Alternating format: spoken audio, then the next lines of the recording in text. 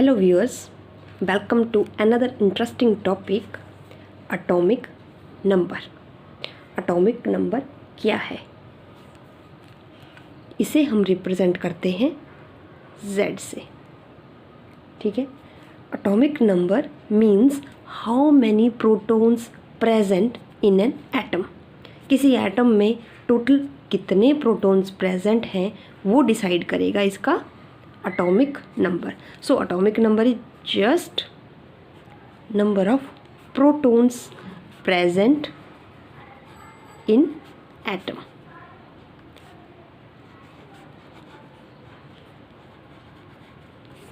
ठीक है, जैसे कि एग्जाम्पल ले लेते हैं कार्बन का। कार्बन का एटॉमिक नंबर हमें पता है कितना है, Z is equal to 6. So how many protons present in carbon? Number of protons are 6. Again take the example of oxygen. Oxygen का atomic number कितना है, 8. So how many protons are there? There are 8 protons. ठीक है। Similarly sodium का atomic number 11. So how many protons? There are 11 protons. So atomic number को हम किस तरह से डिफाइन करेंगे? It is defined as total number of protons present in the nucleus of the atom. Protons कहाँ रहते हैं, कहाँ रिसाइड करते हैं, आपको पता है। प्रोटॉन जो है, जैसे कि ये एटम है, ये न्यूक्लियस है, ठीक है, जो पॉजिटिव चार्ज होता है किसी एटम में। बाहर तो इलेक्ट्रॉन रहेंगे, अंदर कौन रहेगा? अंदर रहेंगे प्रोटॉन, ठीक है। प्रोटॉन के साथ हमने देखा था न्यूट्रॉन भी कहाँ रहेंगे, यहीं न्यूक्लियस में। और कंबाइनली हमने इनको कहा था proton and neutrons, they are in combined way they are called nucleons, ठीक है। न्यूट्रॉन का कंट्रीब्यूशन कहाँ रहेगा, आइए देख लेते हैं। Next topic is mass number. Mass number जिसे हम सिंबॉलिकली रिप्रेजेंट करेंगे लेटर ए से, ठीक है। Mass number is defined as it is the sum of protons and neutrons which are residing in the nucleus. So protons और neutrons का क्या होगा, ये सम, ठीक है।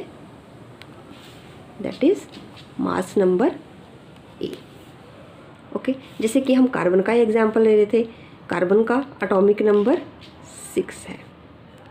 इसमें नंबर ऑफ प्रोटॉन्स कितने हैं, 6 है, ठीक है। और इसका हमें मास नंबर भी पता है, जब हमने वैलेंसी टॉपिक किया था लास्ट चैप्टर में। सो हमें पता है इसका मास नंबर, मास कितना था, 12 यूनिट्स। तो अगर हम निकालना चाहें कि इसमें न्यूट्रॉन्स कितने होंगे, यही फॉर्मूला अप्लाई करके न्यूट्रॉन्स कैसे निकलेंगे, मास number minus number of protons. So mass number minus protons, mass number is 12, protons are 6, so we have 6 neutrons, okay।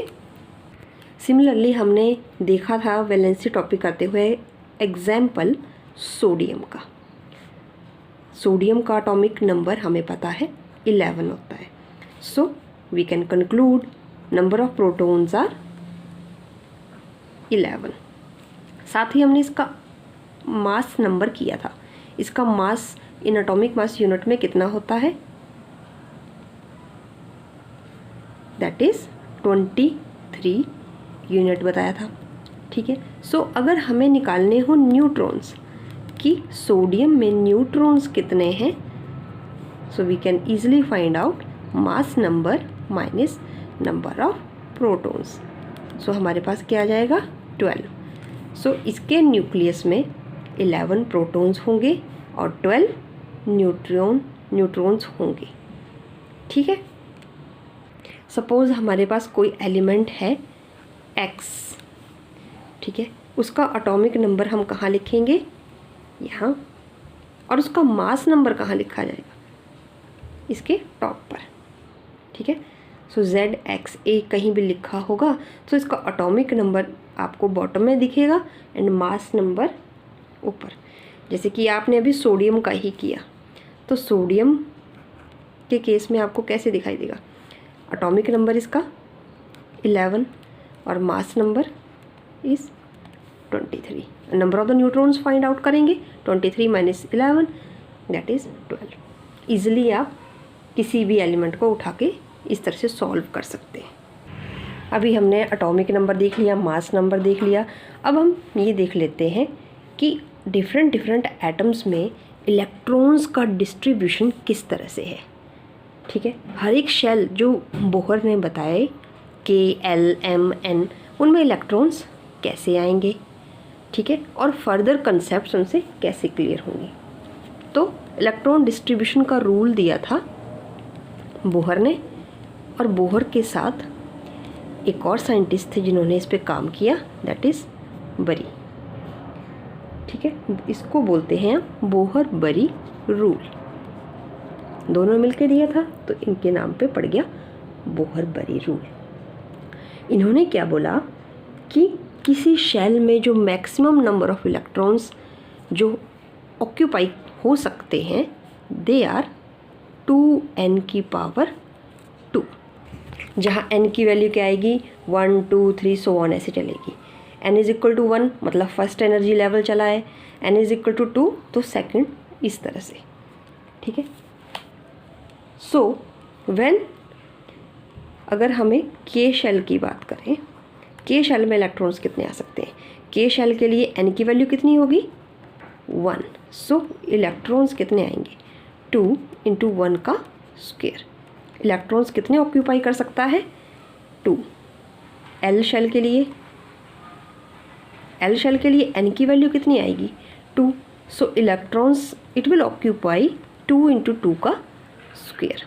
2 2s are 4 and 4 2s are 8, so it can occupy 8 electrons. इसी तरह से M shell का निकालेंगे आप, ठीक है, N का निकालेंगे, नेक्स्ट शेल में आएंगे आपके 18 और उससे भी नेक्स्ट में आएंगे 32। आप सॉल्व करके देख सकते हैं M में और N में। M में आएंगे 18 और N में आएंगे 32। ये था पहला पॉइंट कि मैक्सिमम इलेक्ट्रॉन किसी भी शेल में कितने आ सकते हैं 2n रेज़ टू पावर 2। साथ ही शेल क्या कोशिश करेगा, अपने शेल में 8 इलेक्ट्रॉन पूरे करने की कोशिश करेगा, ठीक है, अपना ऑक्टेट पूरा करने की कोशिश करेगा। Shell will try to accommodate maximum number of 8 electrons, okay. So try क्या रहेगी टू फुलफिल ऑक्टेट, कि ऑक्टेट पूरा हो जाए, ठीक है, 8 इलेक्ट्रॉन अकोमोडेट हो जाए। और जब तक अंदर वाला शेल फिलअप नहीं होगा तब तक बाहर वाला शेल नहीं भरा जाएगा, ठीक है।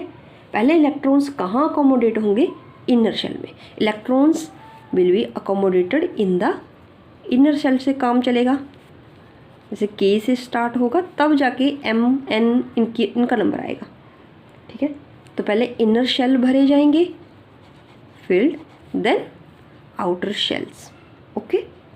सो let take the example of magnesium. Magnesium का एटॉमिक नंबर हमें पता है 12 है। इसमें इलेक्ट्रॉन कैसे आएंगे, फर्स्ट शेल में आएंगे 2, 8 एंड 2। आप अप्लाई कर लीजिए फॉर्मूला 2n स्क्वायर, ठीक है। सेकंड शेल में maximum number of electrons they are 8 और 12 पूरे करने के लिए हमें चाहिए 2 इलेक्ट्रॉन्स। सो बीच में होगा न्यूक्लियस, ये आ गया फर्स्ट शेल, ये आ गया सेकंड शेल, और this one is the, diagram इतनी अच्छी नहीं बनी, थर्ड शेल, ठीक है। इसमें आएंगे 2 इलेक्ट्रॉन्स, इसमें आएंगे 8, 1 2 3 4 5 6 7 8, और आउटर शेल में आएंगे 2 इलेक्ट्रॉन्स। इस तरह से अरेंजमेंट होगा। ओके, इलेक्ट्रॉन्स का डिस्ट्रीब्यूशन आप स्टेप बाय स्टेप और एलिमेंट्स के लिए भी ट्राई कर सकते हैं। I hope you enjoy the class. Thanks for watching. मिलते हैं नेक्स्ट वीडियो में।